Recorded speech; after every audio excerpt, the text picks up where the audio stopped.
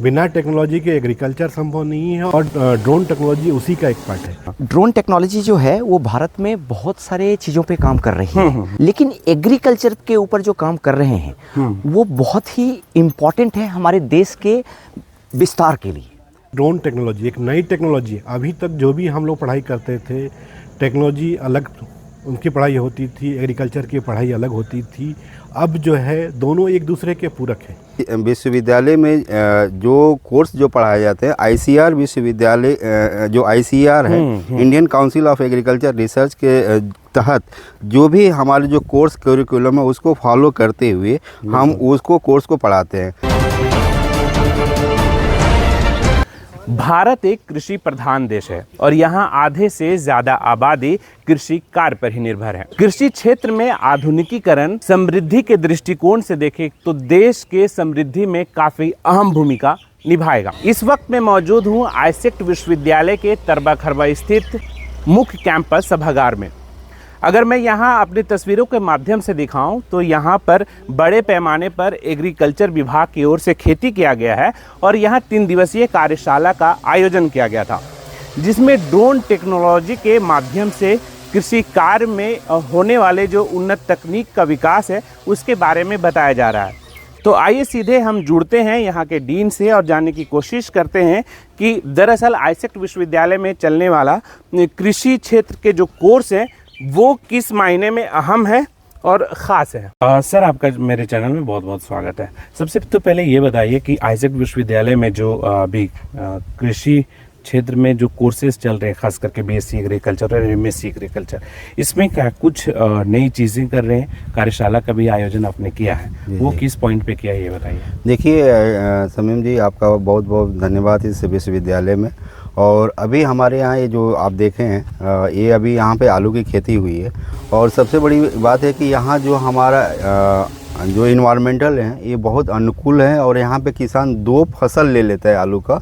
और दूसरा चीज़ की सबसे बड़ी बात है कि यहाँ कोर्स की बात करें तो हमारे यहाँ बीएससी एग्रीकल्चर ऑनर्स कोर्स चलते हैं और MSc agriculture seed science and technology and plant pathology, ये जो मास्टर कोर्स है 2 वर्षीय कोर्स है।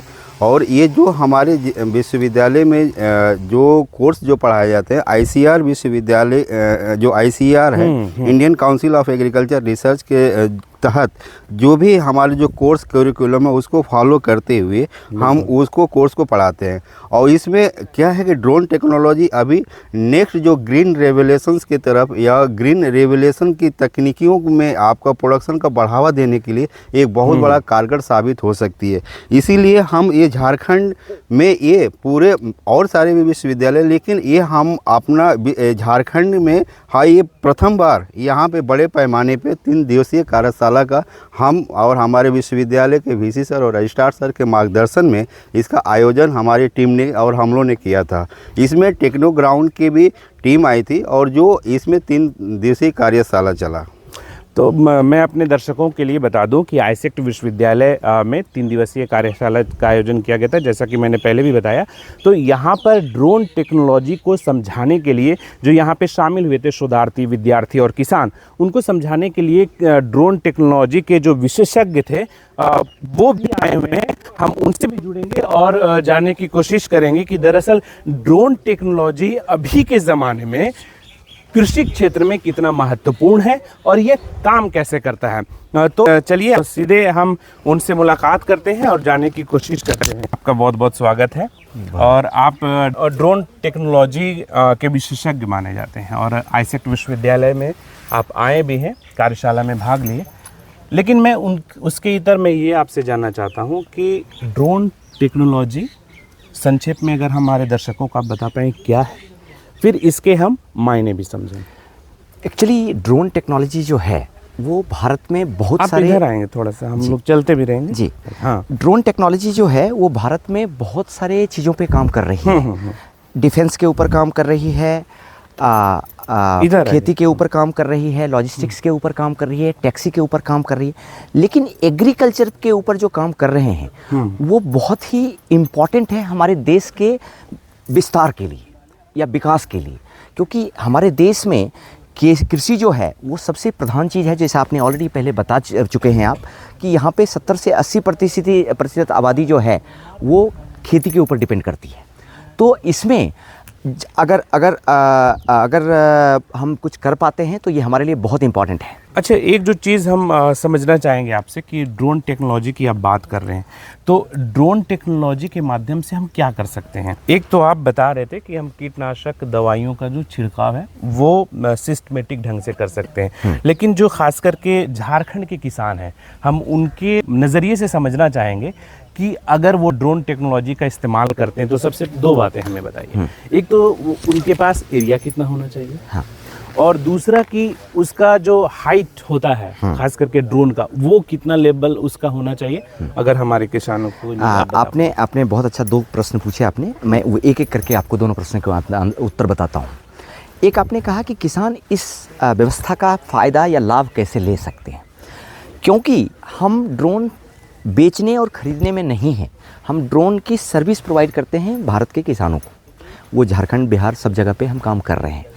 तो इसमें ऐसा है कि अपने क्लस्टर मॉडल जो आपके यहाँ झारखंड में काफ़ी विकसित है, उस क्लस्टर मॉडल में अगर आप देखेंगे तो एक किसान के पास शायद 20 एकड़, 10 एकड़ या 5 एकड़ इकट्ठा नहीं मिलेगा। तो उसमें अगर 5, 10, 20 किसान इकट्ठा हो जाएं और एक कम से कम 20 से 25 एकड़ का एरिया हमको लाके दें या उनको स्प्रे कराने की ज़रूरत है, तो हम उनके लिए उनको ये सर्विस प्रोवाइड करा सकते हैं। पहली चीज़, अगर वो एरिया 50 से 70 एकड़ के बीच में होता है तो उनको कोई भी अलग से चार्जेस नहीं देने पड़ेंगे। हमारी टीम आएगी, खेत में स्प्रे करेगी, दवाई किसान के पास होगा, वो दवाई और पानी की व्यवस्था करके रखें, उर्वरक की व्यवस्था करके रखें, हमारी टीम आएगी, ड्रोन से स्प्रे करेगी और उनसे उचित मूल्य लेगी और वो चले जाएंगे। तो हम एक तो ये तरीका। दूसरा आपका प्रश्न था कि हाइट कितना होना चाहिए, फसल से ड्रोन की ऊंचाई कितनी होनी चाहिए। तो गवर्नमेंट ऑफ इंडिया के ड्रोन लॉ में एक चीज़ कहा गया है कि फसल से 1 मीटर की ऊंचाई से 3 मीटर की ऊंचाई तक आप रख सकते हैं। ये डिपेंड करता है कि फसल आपका कौन सा है। अगर हम बात करते हैं, जो अब हम अभी देख रहे हैं, आलू की फसल पे हम लोग बात कर रहे हैं, तो इसमें अगर हम देखें आलू के फसल की ऊंचाई इतनी है, यहाँ से आप 1 मीटर की हाइट तक जा सकते हैं कम से कम, और उसके ऊपर आप 3 मीटर तक भी जा सकते हैं। लेकिन आप देखेंगे कि इस ऊंचाई के बढ़ने से इफिकेसी, जो दवाइयों की प्रभाविकता है, वो कम होती है। तो ये ऊंचाई जो सबसे अच्छी चीज़ है वो 1 से 1.5 मीटर अगर रहे इस फसल के ऊपर तो बहुत अच्छा रिजल्ट आपको मिलेगा। अच्छा, मैं एक चीज़ और समझना चाहता हूँ कि एक तो स्प्रे की बात हो गई, क्या हम ड्रोन टेक्नोलॉजी के माध्यम से क्या ये फसल की बुआई भी कर सकते हैं, इरिगेशन पे भी काम हो रहा है? आपने बहुत अच्छा प्रश्न पूछा है, उसके लिए धन्यवाद आपको सर। हम ड्रोन टेक्नोलॉजी में बहुत सारे चीज़ों के ऊपर काम कर रहे हैं। छिड़काव एक बहुत छोटी सी इकाई है जो ड्रोन से इस्तेमाल हो रहा है। ड्रोन से आप मिट्टी की जांच कर सकते हैं, ड्रोन से आपने सही कहा कि इरिगेशन की बात कर रहे हैं, हम ऑलरेडी उसके ऊपर काम कर रहे हैं। हम ड्रोन से अगर बात करें तो पौधों में जो कीट लगता है हम उसको भी चेक करने की बात कर रहे हैं, ताकि किसानों को सही प्रॉब्लम का सॉल्यूशन मिल पाए, ताकि वो ऐसा ना हो कि वो अंदाजे की खेती में जाएं। उनके पास एक सही माध्यम होगा इस चीज़ को समझने का, जो टेक्नोलॉजी के यूज़ का सबसे बेहतरीन उपाय है। तो ये थे हमारे साथ ड्रोन टेक्नोलॉजी के विशेषज्ञ रोशन कुमार, जिन्होंने साफ तौर पर बताया कि ड्रोन टेक्नोलॉजी का जो इस्तेमाल है वो सिर्फ़ और सिर्फ हम स्प्रे के लिए नहीं करेंगे, बल्कि इससे आने वाले समय में जब इरिगेशन को बढ़ावा मिलेगा तो जाहिर सी बात है कि वहाँ पर हम जल संरक्षण भी कर पाएंगे। और ख़ासकर अगर हम बात करें तो जो मिट्टी की जांच है, उन्होंने बताया कि मिट्टी की जांच हम कर सकते हैं, और जो कीड़े लगते हैं अंदर में उस वहाँ तक भी हम पहुँच सकते हैं। तो ड्रोन टेक्नोलॉजी कृषि क्षेत्र के लिए क्रांतिकारी होगा। अपने सहयोगी वीडियो जर्नलिस्ट के साथ Shamim Ahmed, SB live Hindi, Hazaribagh. Subscribe now and press the bell icon. Never miss an update.